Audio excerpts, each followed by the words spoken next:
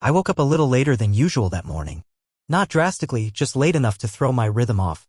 Melissa usually let me sleep in on Saturdays, but this time I didn't hear her come back to bed after her usual early coffee run.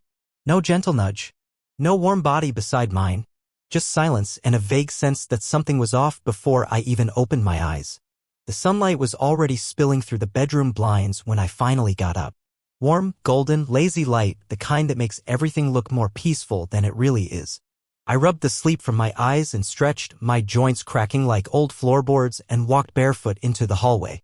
I expected to hear music playing, or the TV low in the background, or Melissa humming to herself like she often did on quiet mornings.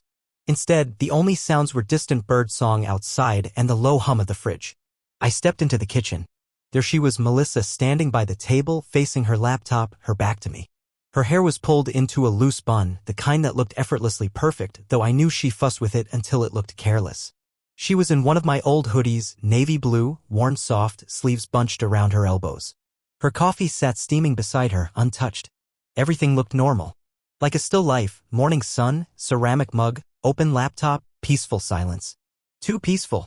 She didn't notice me at first. I reached for my favorite mug, the chipped one with the faded Camp Mendocino logo that she always threatened to toss out, and as I leaned past her, I caught a glimpse of her screen. Just a flicker. A chat window open, the scroll bar not quite all the way down. I didn't even mean to read it. My brain just absorbed it before I could look away. You still smell like me. I can't forget last night.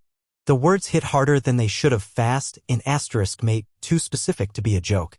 I froze. Melissa didn't. She noticed instantly. Her body jerked like she'd been caught in a lie, like someone had turned on a light in the middle of a break-in. With a quick, deliberate snap, she closed the laptop and looked up at me.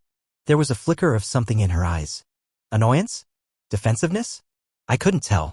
Geez, she said, smirking like she was trying to play it cool. You're sneaky this morning. That was nothing. Just a stupid message from a group chat. Fanfic roleplay stuff. You know how we joke. Her tone was almost playful, like I'd just walked in on a prank. Her smile didn't reach her eyes, though. And her voice had that brittle, trying too hard lilt to it. The kind she used when she wanted to shut down a conversation without actually lying. Seriously, she added, sipping her coffee like nothing had happened. It's dumb. We send each other weird lines sometimes. Makes the day more fun. I didn't say anything. Just nodded. And maybe she believed she diffused it. Maybe she thought I was that easy to fool. But inside, something stopped. Like a pipe in winter, mid-burst, just a sudden, unnatural stillness in my chest. My stomach tightened. My hands felt cold even as I wrapped them around the warm mug. Because I knew. That message, that wasn't a joke. That wasn't some silly, performative thing girlfriends say to each other. That was too raw, too confident. There was no emoji. No context. No sign it was part of a thread. Just those words sitting at the bottom of the screen like the last thing someone said before falling asleep beside her. You still smell like me. I can't forget last night. No friend says that. Not like that. Melissa didn't act flustered. Didn't laugh too hard. Didn't joke or tease me for looking. She just shut it down. Quickly. Neatly. Like someone who's rehearsed the excuse already. And I played along. I took a sip of coffee. It tasted burnt. I forced myself to drink anyway. She turned her back to me again, pulled her laptop slightly farther away, and began typing, shoulders relaxed, like none of it had happened. I stood there a moment longer, pretending to check the weather on my phone, pretending I didn't just catch a glimpse into a version of her I didn't know existed. Her reflection moved in the microwave door, calm, composed. A stranger with my wife's hair and laugh and habits. And I didn't say a word. Not then. Not when she kissed my cheek an hour later and said she was meeting the girls for brunch. Not when I watched her spritz perfume behind her ears just a little too much and tuck her phone into her back pocket like it was a secret. Instead, I did the dishes. Slowly. Watched the water swirl down the drain like it was hypnotizing me. Everything that morning felt too normal. And that was the worst part. Because when you know when the seed of suspicion has been planted, every second becomes evidence. Every blink, every pause, every sigh feels rehearsed. Calculated. Melissa had always been so good at casual. But that morning, it felt like I was watching someone audition for the role of a loving wife. And I was sitting in the front row, trying to remember if she'd always sounded this hollow, or if I just never listened closely before. That one message changed everything. It didn't confirm anything outright, but it tore a hole in the foundation. A crack I couldn't unsee. You still smell like me. I can't forget last night. The more I replayed it in my head, the more details came into focus, like a crime scene under better lighting. I remembered how she'd been distant lately, that she started sleeping with her phone on silent, screen down. How she'd picked up a new skincare routine that required 45 minutes of me time in the bathroom. And how she'd suddenly become addicted to long walks she never wanted me to join. I'd ignored all of it, trusted her, told myself not to be insecure, not to be controlling. But now it all felt like the prelude to a confession she didn't plan to give. She came home that afternoon with a bag from some boutique downtown and a story about how Ella had gotten drunk off one mimosa and flirted with the waiter. She laughed as she told me, but her laugh sounded like a sound effect, preloaded, perfectly placed. Later, when she was in the shower, I walked past her laptop. It was closed tight. Her phone was in there with her, steam fogging up the bathroom mirror, music playing just loud enough to drown out conversation. I sat on the edge of the bed and stared at the carpet. I still didn't confront her. I didn't ask who he was, didn't accuse or demand. Instead, I waited, because something had shifted. I wasn't just a husband anymore. I was an observer now, a witness to my own unraveling. And something told me, this was only the beginning. The thing about truth is, it doesn't just arrive. It seeps in, quietly, like water under a door you didn't notice was open. After that morning, after the message, everything Melissa did felt like it was being viewed through a new lens. I didn't go searching through her things.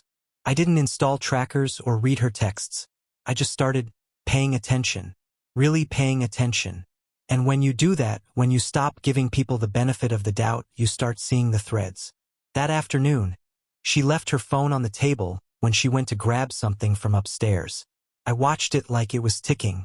No notifications, no sound, not even a vibration.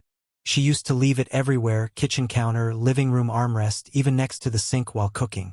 Now, it was always in her hand or tucked deep in her bag like a loaded P*N.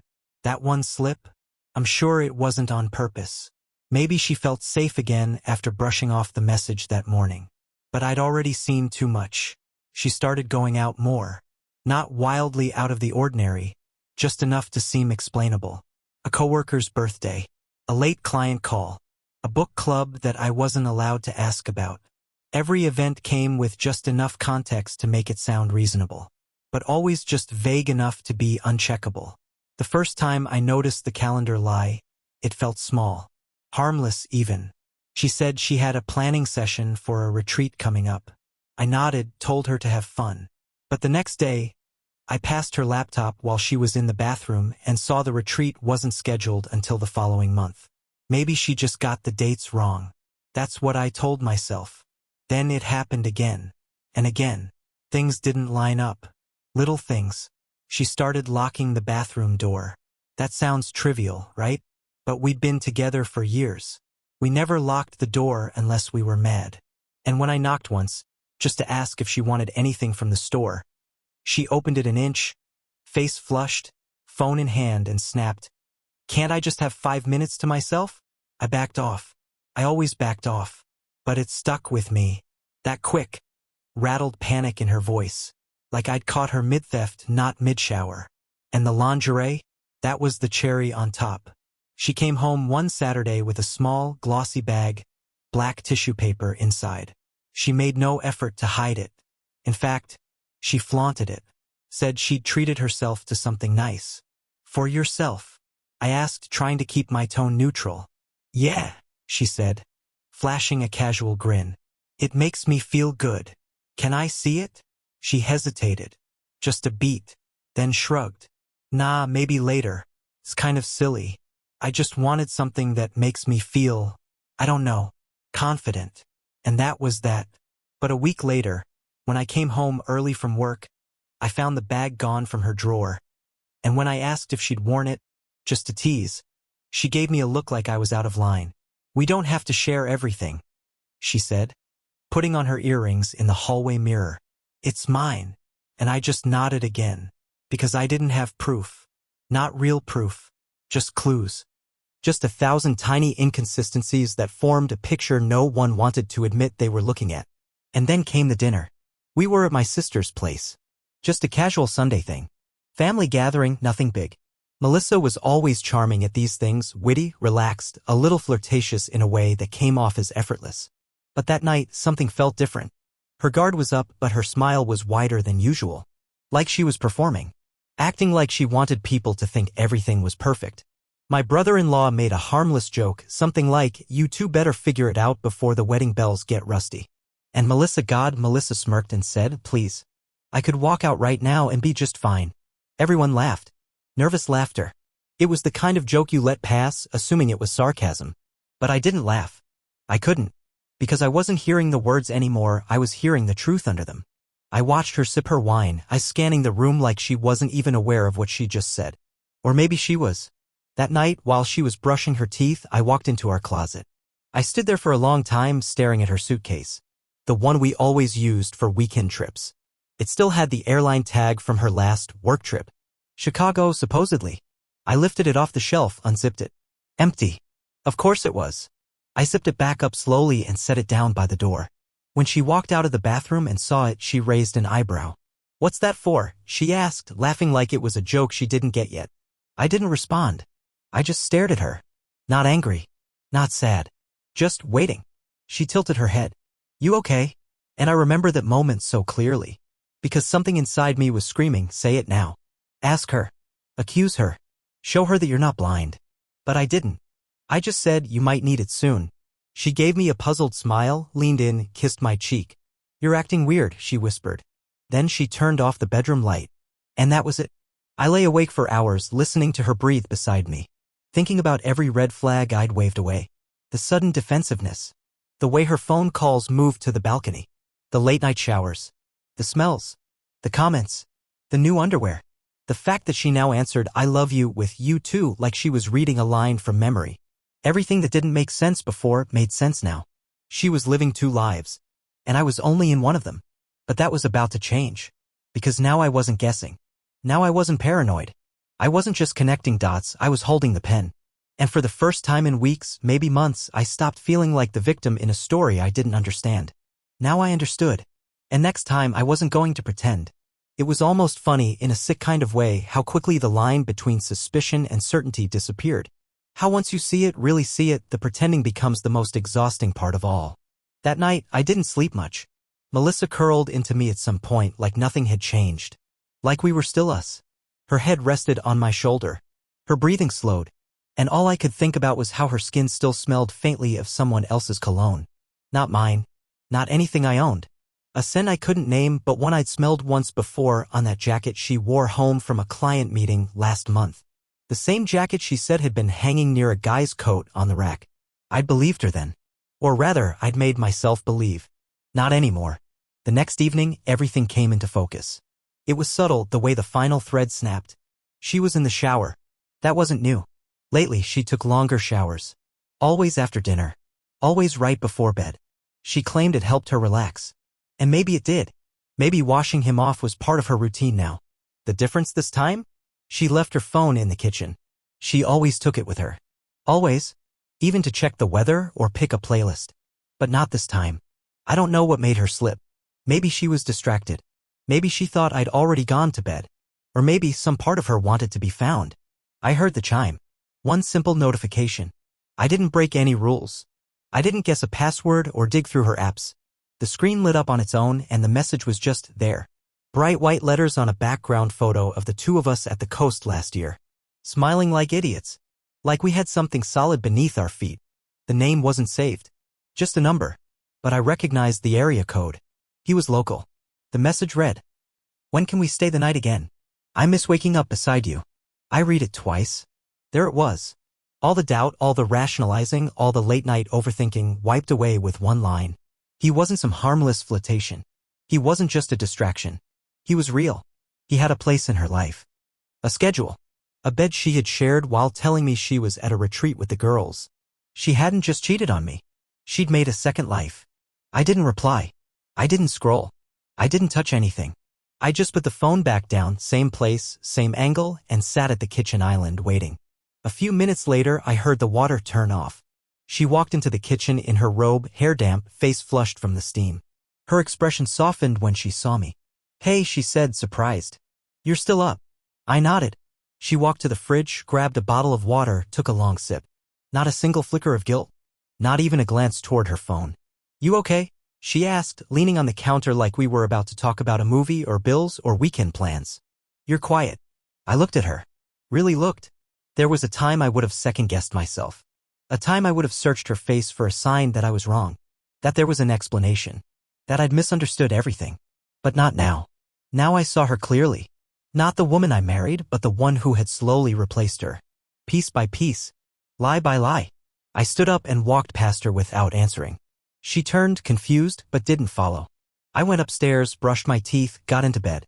She came in 5 minutes later, slipped under the covers without a word.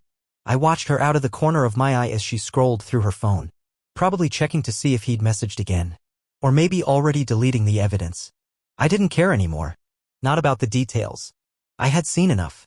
That night, I lay on my side, staring at the shadows on the wall, and something in me shifted. It wasn't heartbreak. Not exactly. It was clarity. Cold, quiet, absolute. The kind of clarity you feel when the fog finally lifts and you see the wreckage for what it is. Not an accident. Not a misstep. A demolition. She hadn't just stumbled into a mistake. She'd planned this. Sustained it. Lied through it. Rehearsed her excuses and wore them like armor. And me? I'd been the idiot patching the holes in a boat she was already jumping off. The next morning, we made coffee like normal. She made small talk, some nonsense about her boss being difficult, a new policy at work. I nodded where appropriate, kept my voice low, steady. She didn't notice. Or maybe she did and chose to pretend too. We were both pretending, I guess, actors in a play neither of us believed in anymore. But inside, I was done pretending. The mask was off. And I wasn't about to put mine back on. I always thought the moment I'd confront someone who betrayed me would be loud. Explosive. Like a scene out of a movie, shouts, slammed doors, broken glass. That's what betrayal deserves, right? Rage. But when the moment came, it wasn't rage I felt. It was silence. It was as if something had been cauterized inside me, pain burned away by the heat of clarity. All that remained was a steady, cold purpose. That morning, after she left for work, kissing me on the cheek like she hadn't shattered the foundation we built, I stood in the middle of our bedroom for a long time. Just stood there, staring at nothing, listening to the silence press in around me. Then I moved. No rush. No dramatics. I opened the closet. Her side. Her jackets, her dresses, her sweaters stacked with robotic neatness. I reached for the suitcase, the same one I'd pulled down days ago when I first stopped pretending. It was still by the door. Unspoken, ignored. Like a joke neither of us was willing to acknowledge. But this time, I unzipped it. And I started packing. Piece by piece. The black dress she wore on her business trip. Folded, placed on the bottom. The heels that matched into a side pocket. The denim jacket that smelled faintly of cologne, the one she swore she borrowed from a coworker when it got cold out. Into the bag. Her hairbrush. Her travel-size bottles of face wash and toner, the ones she carried with her no matter how short the trip. Her overnight bag within a bag. Her favorite perfume. The cheap one she always wore around me had been replaced with something more expensive lately. Something muskier. Something new. I included that too. I opened her drawer and found the lingerie. Still folded. Barely worn. Not for me. That I folded slowly. Neatly. Placed it at the top of the suitcase. I was methodical. Detached. I moved like I was erasing a character from a play, clearing the stage for the next act. It felt mechanical but necessary. And freeing. I didn't feel vindictive. I didn't feel heartbroken. I felt finished. By the time I zipped the suitcase shut, the house felt different. Lighter in a way I didn't expect. Not happier. Just hollow. Like the space she once occupied had been outlined in chalk and now stood vacant. I wheeled the suitcase to the door and left it there. Not hidden. Not waiting. Obvious. It waited like punctuation. A quiet period at the end of a sentence neither of us had spoken aloud. I sat on the couch for most of the afternoon. Not really doing anything. Just sitting. Thinking. Letting my mind drift through all the moments I'd rewritten to make her seem blameless. The times she'd flinched when I reached for her phone. The weekends she claimed were too busy for plans. The sudden new passwords. The sleepovers at Ella's that never made it to Instagram. The half-truths she told with a straight face. I'd call them stress. Or burnout. Or growing pains. But I'd been lying to myself just as much as she'd lied to me. The sun had dipped low by the time I heard her car pull into the driveway. My body didn't react. No adrenaline. No panic. Just stillness. The front door opened, keys jingling like it was any other day. I stayed seated. She stepped inside, hair tucked behind one ear, phone still in her hand. She looked tired. Or maybe guilty. It was hard to tell anymore. She noticed the suitcase immediately. She stopped. Didn't speak. Didn't pretend. Just stood there, staring at it like it had grown from the floor while she was gone. After a long beat, she asked, "What's that?" I looked up from the couch, slow and deliberate. "You know what it is." She crossed her arms, defensive. "You're overreacting." I almost laughed at that. Almost. Am I? She didn't answer. Just stood there. Silent. Her throat bobbed as she swallowed. She thought this was a bluff. A performance. That if she said the right thing, cried, confessed, explained, I'd fold. But there was nothing left to fold. I stood, walked to the suitcase, and tapped the handle gently. You don't have to explain. Not anymore. Her mouth opened like she wanted to argue, but then she closed it. Looked away. She shifted her weight to one foot like her legs didn't quite know what to do. She didn't cry. Didn't shout. Didn't drop to her knees or beg or plead. And I didn't need her to. All I needed was already packed. There was no screaming. No guilt trip. No desperate last-minute lie. Just two people standing on opposite sides of a hallway, one of them done pretending, the other no longer in control. She reached for the suitcase handle. Slowly. Testing. It rolled easily on the hardwood. She didn't ask where she was supposed to go. And I didn't offer suggestions. We stood in the foyer like strangers passing in an airport. Except one of us wasn't coming back. She looked at me once more before turning the knob. I didn't say goodbye. She didn't either. Just the soft click of the door, followed by the dull sound of wheels on concrete. I stood there until I couldn't hear them anymore. The silence after was different. Not just absence, but vacancy. An echo. No crying. No satisfaction. Just stillness. I walked through the house, touching nothing. Just observing. The mug she used that morning still sat in the sink. Her book lay open on the armrest of the couch. Her coat hung on the back of the dining chair. I didn't move anything.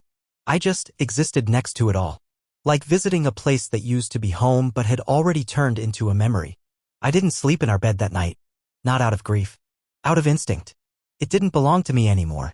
If there was one thing Melissa had always been good at, it was steering the story. She had this way of controlling the mood of any room. She knew how to flip a fight into forgiveness, how to turn guilt into guilt-tripping. She cried easily, strategically. Got loud when it helped, silent when it hurt more. For most of our relationship, I let her lead. I didn't even realize I was doing it. I thought I was being mature, being the bigger person. In reality, I was just being managed. And now? Now she was standing outside the story, trying to read a script that didn't work anymore. The next day after she left with the suitcase, she called. 3 times. I didn't answer. Not because I was playing games, but because I genuinely didn't know what I'd say. What was left? We'd already passed the point of explanations. I didn't need her to tell me why she did it, or who he was, or whether it had started with a text or a touch. I wasn't looking for closure anymore. I was past it. But she didn't know that. She texted later in the afternoon. Can we talk? Please. I need to explain. Just 10 minutes. 10 minutes. Like she was trying to schedule a business pitch to save a contract she'd already breached. I read the message and put my phone down. The silence after a betrayal doesn't scream, it echoes. And that echo was finally louder than her voice. She showed up at the house that evening. I wasn't surprised. I heard the car door, then the slow creak of the gate. I watched from the kitchen window as she walked up the front steps like she was approaching a crime scene. Hair up, no makeup, oversized sweater that looked more like armor than comfort. She knocked, didn't use her key. I opened the door and stood in the frame. Said nothing. She blinked like she wasn't expecting me to be this calm. Mark, she said, voice soft. Too soft. Can I come in? I waited a second. Then stepped aside. She walked in slowly, eyes scanning the living room like she was expecting something to leap out at her.